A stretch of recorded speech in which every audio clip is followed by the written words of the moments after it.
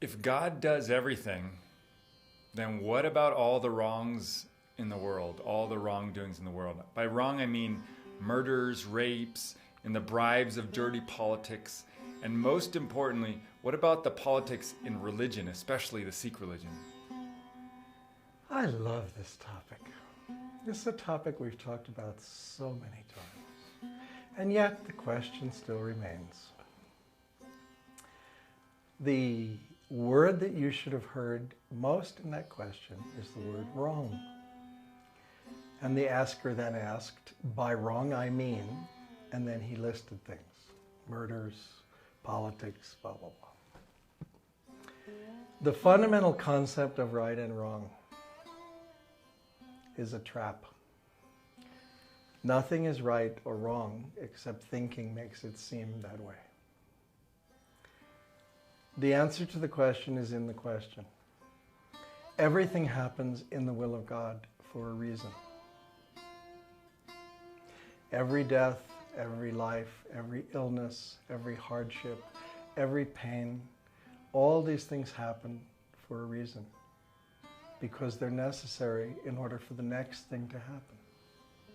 So to judge them and say, this is good and this is bad, this is right and this is wrong, that's what we call the trap of the mind. So what's the fundamental characteristic of a yogi? That you live beyond the opposites. You know? While other people are saying heads or tails, you're saying, I take the edge. You understand what I'm saying? It's neither head nor tails. It's both. So if you really understand the will of God and how the will of God manifests, then you don't judge anything. You don't judge it as right or wrong or good or bad. You understand that each thing happens in order for the next thing to happen. So the last thing this questioner brings up is politics in religion. Why has religion become polluted? Because that's the process that happens in all religion. All religions come because somebody had an experience of God that they wanted to communicate to other people. In that process of communicating and sharing, because that's the natural thing you want to do when you have this experience, you want to go to other people and say, you won't believe what just happened to me. Let's share this experience. And you want to lead other people to that experience. You want to have the whole world have that experience, because that's the natural feeling that comes. But in that process, what happens is people don't have the experience, so they become attached to the words, or they become attached to a concept or a group of concepts, and they mistake that for the experience. So the natural degeneration of all religions, because religions have become a business, they're about the middleman, right? How much money can we get from this person? So we become the middleman. If you come to us, we'll say a prayer for you, we'll bless you, I will absolve you of your sins, whatever it is. In that process, politics naturally comes in, because it's about power, it's about money, and it's about control. So as soon as those things become what people are thinking about and focusing on, then corruption comes in. So I think corruption is a natural course of events. Why does it happen? So that people can recognize it, and then the next stage of purification can come out of that. So it's not good or bad, it's part of the growth process.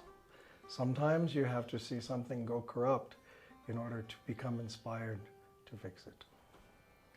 When I think about this topic, there's kind of the micro thing which the person was mentioning about, like murders, rapes, kind of like on an individual level, and then there's like which you could justify as quite different from, let's say, like tsunami or earthquake, which people would say that is God's doing, out of our control. And it impacts a much larger number of people. That's a limited understanding of what the will of God means. Right? Hitler killed 7 million people, right? the Holocaust in Germany, the Holocaust in India, in genocide, 1984. All of these things happen because there's something that needs to come out of them. You know, the crops are cut down, and from the decay of the old crops, new crops grow. The trees are cut down, and if you don't cut the trees down, then the forest fire comes and burns them down. So all these things are the same thing. We're just interpreting them in human terms and saying something is good or bad or evil or right or wrong. But all of these things are happening in the evolution of consciousness and of the human race, and growing up and maturing and understanding what our role is.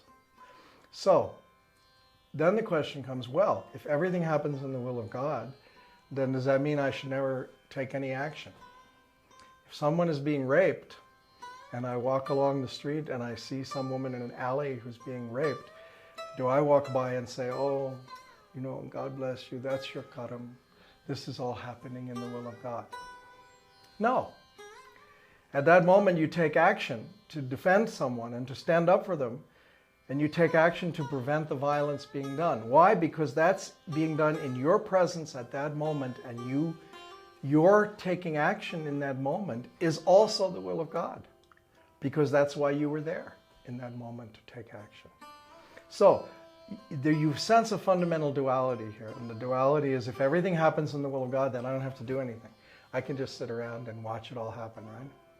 But the question is when to act and when not to act. That's the underlying question. And the answer is that when you feel in that moment, because you're alert and present in that moment, that you have been called upon to act, then at that moment, God acts through you and you act. So it's not that it's coming from your ego, I am going to take care of this. It's that you don't even have a choice. In that moment, you feel compelled to act and you act.